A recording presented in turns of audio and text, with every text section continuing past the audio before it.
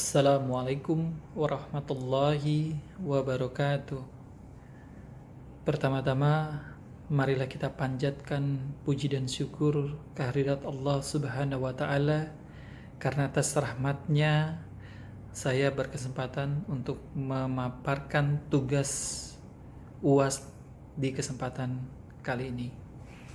Yang saya hormati Bapak Muhammad Rizal selaku dosen pengampu mata kuliah Hukum Perjanjian Internasional, serta teman-teman Sivitas Cybermu yang kita banggakan.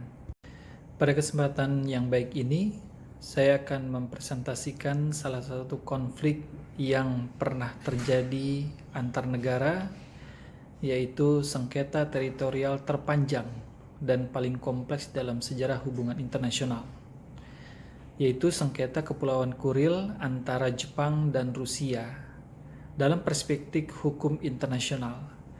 Konflik ini merupakan salah satu perselisihan teritorial terpanjang di dunia yang berakar sejak abad ke-19. Inti dari konflik ini adalah perebutan Kepulauan Kuril, atau disebut juga Kepulauan Kuril Selatan atau wilayah utara, oleh Jepang, yang hingga kini menghalangi kedua negara untuk menandatangani perjanjian damai pasca Perang Dunia Kedua. Jadi sengketa ini menarik untuk dikaji dalam perspektif hukum internasional karena melibatkan berbagai instrumen hukum, mulai dari perjanjian bilateral abad ke-19, lalu deklarasi masa Perang Dunia Kedua, hingga perjanjian perdamaian multilateral yang interpretasinya masih diperdebatkan hingga saat ini. Sebelum masuk ke dalam analisis hukum, mari kita lihat dan kita pahami terlebih dahulu objek yang menjadi sengketa dari kedua negara ini. Dilihat dari letak geografisnya, Kepulauan Kuril merupakan rantai lebih dari 56 pulau yang membentang sekitar 1.200 km antara semenanjung Kamchatka di Rusia dan Pulau Hokkaido di Jepang. Ini adalah 4 pulau yang menjadi sengketa, yaitu Pulau Iturup, atau dalam bahasa Jepangnya Pulau Etoforu, yaitu pulau terbesar. Lalu ada Pulau Konasir, atau disebut juga Pulau Konasiri, ada Pulau Sikotan, dan juga gugusan Habomai, kelompok pulau-pulau kecil yang tidak berpenghuni. Nah, total luas pulau dari keempat pulau ini kurang lebih 4.996 km persegi. Nah, nilai strategis dari pulau ini atau daerah ini sangat tinggi karena terdapat kandungan kekayaan laut yang melimpah, lalu sumber daya alam seperti minyak bumi, gas alam, emas, dan juga perak. Posisi geografis yang sangat penting bagi kepentingan militer dan navigasi dari kedua negara tersebut. Teman-teman Sivitas Cybermu yang saya hormati, jadi untuk memahami akar sengketa ini, kita harus menelusuri sejarah hukumnya melalui perjanjian-perjanjian yang ditandatangani dari kedua negara. Dari awal, perjanjian awal abad ke-19, yaitu ada perjanjian Shimoda atau Traktat Shimoda. Traktat Shimoda ini ditandatangani bersama kedua negara tanggal 17 Februari 1855. Ini adalah perjanjian diplomatik antara Kosugnan Tokugawa dari Jepang dan juga Kekaisaran Rusia. Nah, perjanjian ini menandai berakhirnya kebijakan isolasi nasional Jepang atau Shikoku yang menjadi landasan awal hubungan bilateral serta penetapan perbatasan teritorial antara kedua negara. Ini merupakan perjanjian resmi pertama antara Rusia dan Jepang yang menetapkan perbatasan antara kedua negara. Perjanjian ini menjadi dasar historis utama klaim Jepang atas 4 pulau selatan yang kini dipersengketakan. Dari butir kesepakatan utama perjanjian ini, yaitu pembukaan pelabuhan.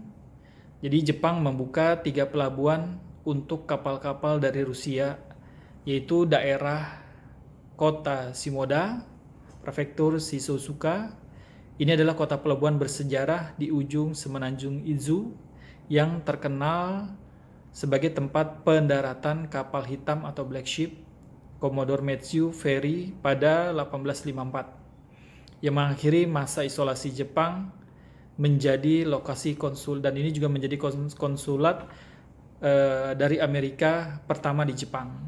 Kini Shimoda populer sebagai destinasi wisata pantai seperti surfing, lalu pemandian air panasnya. Yang kedua adalah kota Hakodate atau Hokkaido. Ini adalah kota pelabuhan bersejarah yang terletak di ujung selatan Pulau Hokkaido, Jepang.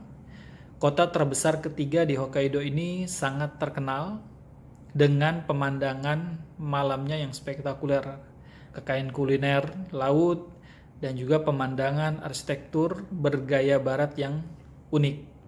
Dan yang ketiga adalah kota Nagasaki.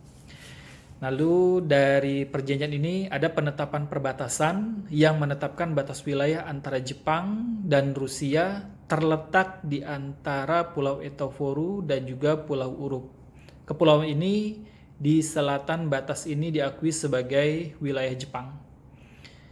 Lalu perjanjian berikutnya ekstrateritorialitas dan konsuler. Ini di mana Rusia diizinkan untuk menempatkan konsul di Jepang dan juga warga Rusia di Jepang diberikan hak ekstrateritorialitas atau tunduk pada hukum menurut konsuler Rusia. Lalu dari perjanjian ini juga lahirnya status Pulau Sakhalin atau Karafuto, yang dimana status kepemilikan Pulau Sakhalin belum diselesaikan pada perjanjian ini dan disepakati untuk digunakan bersama-sama oleh warga dari kedua negara Jepang dan Rusia.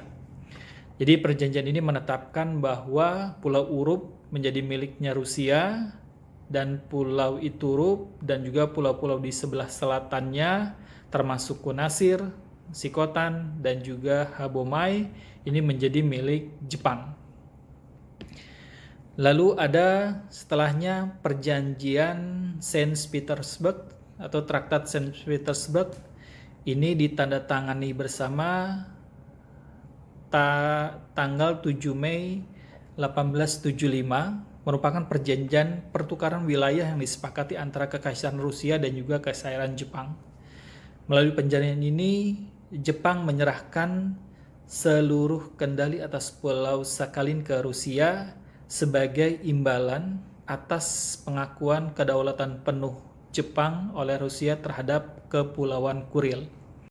Pada perjanjian Saint Petersburg, ini menjadi tonggak penting dalam sejarah hubungan Rusia dan Jepang, yang dimana bertujuan meredakan ketegangan sengketa wilayah yang telah berlangsung cukup lama di kawasan Asia Timur Laut.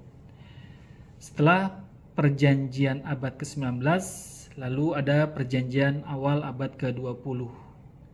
Pertama adalah perjanjian Portsmouth, itu ditandatangani bersama tanggal 5 September 1905. Jadi perjanjian damai ini secara resmi mengakhiri perang Rusia dan Jepang dari tahun 1904 sampai 1905 dan yang dimenangkan oleh Jepang. Dan perjanjian ini ditandatangani di galangan kapal angkatan laut Portsmouth di Katy, yaitu Amerika Serikat, yang dimediasi oleh Presiden Amerika saat itu Theodore Roosevelt.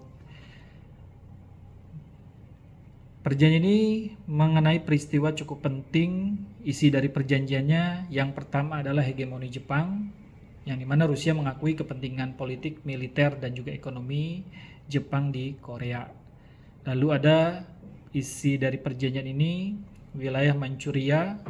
Rusia setuju untuk mengevaluasi pasukan dari Manchuria dan menyerahkan hak sewa semenanjung Liaotung termasuk Port Arthur serta jalur kereta api Manchuria Selatan kepada Jepang. Lalu isi lainnya, Pulau Sakhalin, Rusia menyerahkan separuh bagian selatan Pulau Sakhalin kepada Jepang dan hak penangkapan ikan. Jadi Jepang diberikan hak penangkapan ikan sepanjang pantai laut Rusia. Dampak dari perjanjian ini, yang pertama dominasi Asia Timur. Jadi perjanjian ini menempatkan Jepang sebagai kekuatan kekaisaran yang dominan di Asia Timur.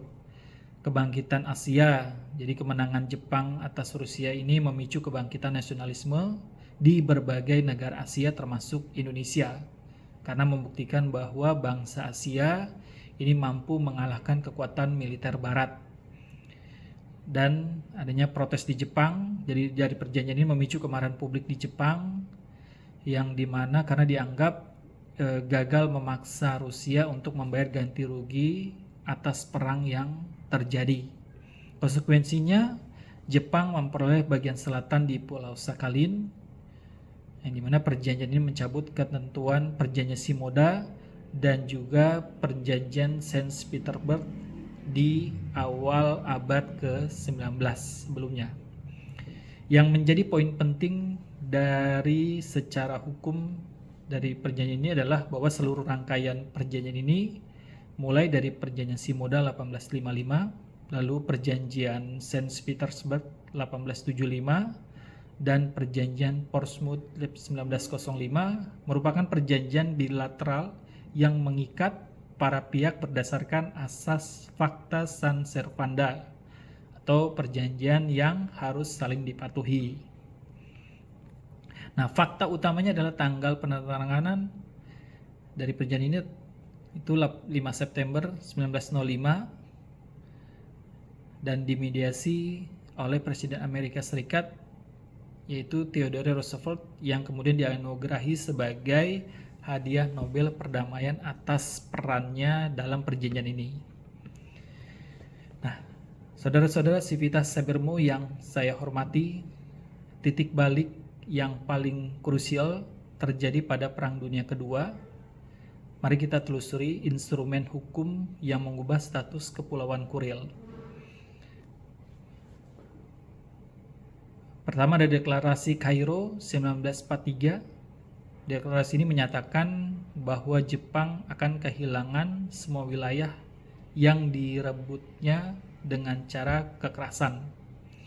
Lalu ada Konferensi Yalta Februari 1945. Jadi para pemimpin sekutu saat itu Amerika, lalu Inggris dan juga Uni Soviet menyepakati bahwa Uni Soviet akan mendapatkan Kepulauan Kuril sebagai imbalan atas masuknya mereka ke dalam perang melawan Jepang.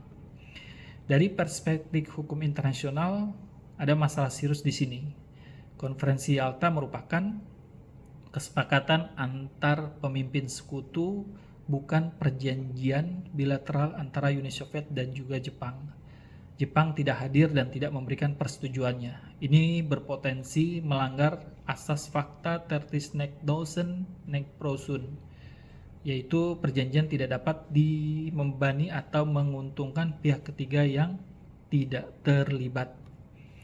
Nah, lalu ada invasi dan juga aneksasi di Agustus sampai September 1945.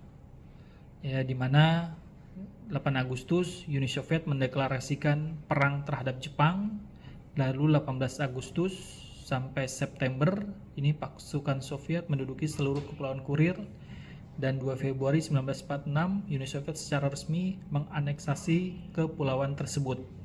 Nah, Jepang menyatakan bahwa Uni Soviet secara ilegal melebut ke pulau-pulaunya ini tidak lama setelah Jepang menyerah dari Perang Dunia Kedua, yaitu tanggal 15 Agustus 1945.